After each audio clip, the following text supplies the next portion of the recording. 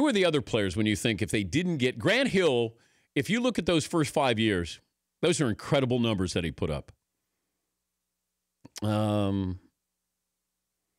else would be? Bill Walton would be really high on that list as well. Yeah, Paulie. I'm going to go baseball, and this is a little personal. Mark Pryor, the pitcher for the Cubs. If Mark Pryor stayed healthy, man, yeah, he was on his way. Everybody, all of these analysts said he's got the perfect form of all the pitchers. I remember Tim Kirchin, baseball analyst for the Mothership, and he would just say that, there's no wasted movement with Mark Pryor's delivery.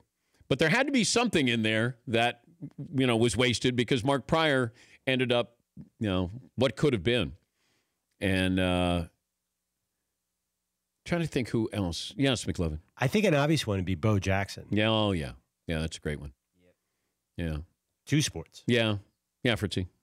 Maybe it's my Astro bias, but J.R. Richard was dominant for a few years, and then he started having heart and various health problems, which cut his career and life short. Yeah. Gale Sayers is another one. Having had an opportunity to watch him play. Now, we just, unless you were playing your home team, you wouldn't get a chance to see these other teams. You didn't have highlight shows. You didn't have any internet, YouTube, where you could watch them. But Gale Sayers, I remember seeing one full game of him. And it happened to be against San Francisco. And I just remember he was so incredible. But he ended up getting injured against San Francisco, blew out his knee.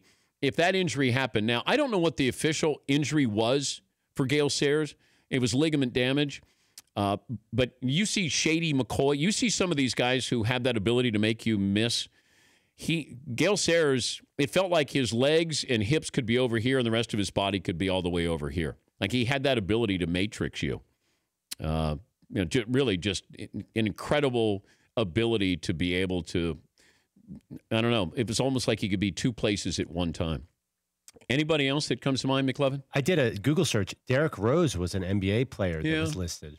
Yeah. I mean, he's still active. Yeah. Another NBA one that's kind of sneaky, Brandon Roy, who played for the Portland Trailblazers. He had the degenerative knee issues. He was off to a great start to his career.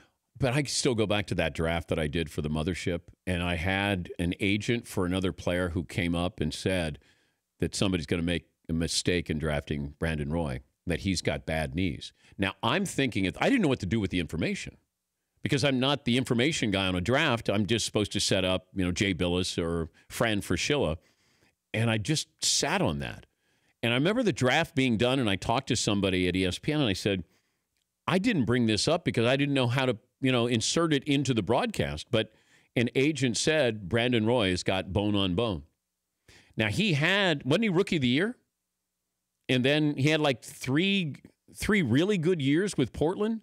And then all of a sudden, we realized that he did have knee injuries.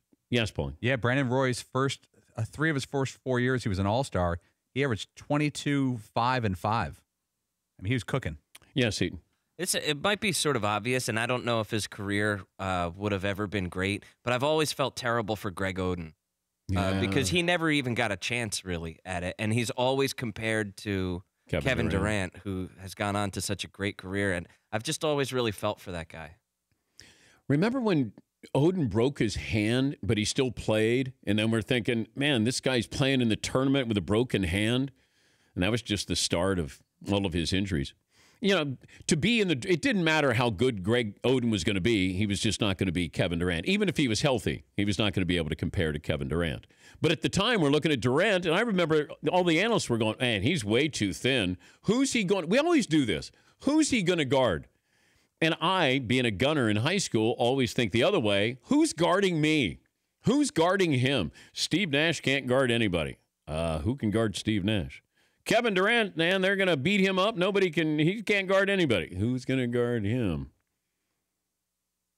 It's rare when you have the great offensive player who also plays great defense. Because usually you just focus on playing offense. That's what they want you to do.